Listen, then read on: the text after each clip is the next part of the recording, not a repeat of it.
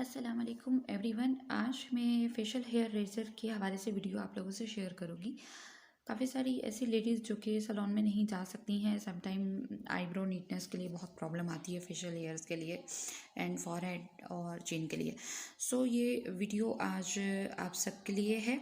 इसको मैंने खुद शूट किया है, सेकंड टाइम आज मैं इसको यूज़ कर रही हूँ और मुझे कैसा लगा है ये आप देखिएगा इसका रिज़ल्ट भी। ये मैंने परचेज़ किया था ऑनलाइन ही एक पेज से, और इसको मैं पहले एक वीडियो के अंदर बता भी चुकी हूँ कि ये प्रोडक्ट मुझे कहाँ से मिला। सो स्टार्ट करते हैं आज की वीडियो।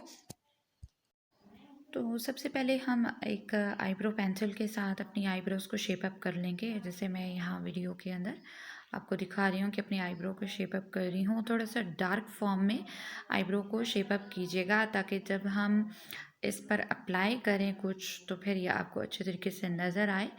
दोनों आईब्रोज़ को मैंने शेप अप कर लिया अच्छे तरीके से, और उसके बाद जो है मैं अप्लाई करूँगी यहाँ पे एलोवेरा जेल, जो कि आप प्लांट का भी यूज़ कर सकती हैं, और अगर आपके पास मार्केट का अवेलेबल है तो आप ये एलोवेरा जेल भी इस्तेमाल कर सकती हैं। थोड़ी सी ज़्यादा क्वांटिटी में एलोवेरा जेल लगाना है और थोड़ा सा टेढ़ा करके 45 डिग्री के एंगल पर ले जाके इस रेज़र को जो है इस तरीके से यूज़ करना है। बिल्कुल स्ट्रेट फॉर्म में मैं यहाँ पे हेयर्स को अलग कर रही हूँ, स्ट्रेट फॉर्म में इसको रख के, क्योंकि एलोवेरा जेल लगाने से जो है वो हेयर्स चूँकि पास पास में नीचे वाले जुड़ गए थे, तो इस वजह से मैंने यहाँ पे उसको सीधा रख के पहले जैसे हम थ्रेड के साथ अलग करते हैं हेयर्स कि कितने हमें निकालने हैं, तो वो मैं करके उसके बाद मैं यहाँ पे स्ट्रोक्स जो है वो छोटे छोटे लगा रही हूँ।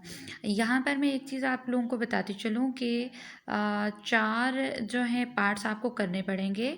इनर कॉर्नर, आउटर कॉर्नर और मिडल के 2 पार्ट्स जो है आपको करने पड़ेंगे, और उसी के साथ ये आपके जो है हेयर्स रिमूव होंगे। बहुत ही हल्की सी समझदारी की ज़रूरत होगी, अदरवाइज़ बहुत लंबी चौड़ी टेक्निक इसके लिए ज़रूरत नहीं है।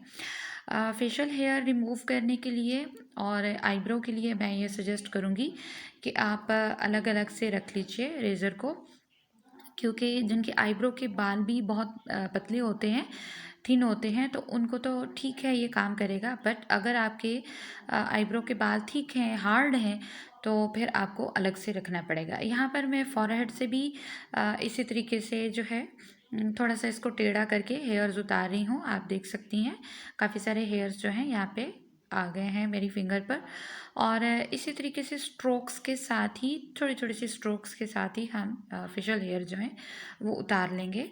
और अपर लिप भी इसी तरीके से मैं करूँगी और सेकंड की आईब्रो भी। एक चीज़ मैं यहाँ पे बताना चाहूँगी कि अगर आपको लगे कि एलोवेरा जेल जो है वो सूख गया है या कम हो गया है तो आप अगेन लगा लीजिए। यहाँ पर मैंने बहुत ही ज़्यादा क्वांटिटी में अपर लिप के ऊपर अप्लाई किया था ताकि रनिंग में रहे। जिनकी ड्राई स्किन है या एक्स्ट्रा सेंसिटिव है उनको ये वाली टिप जो है आजमानी चाहिए। वीडियो अच्छी लगे तो ज़रूर लाइक एंड शेयर कीजिएगा। मिलेंगे नई वीडियो में।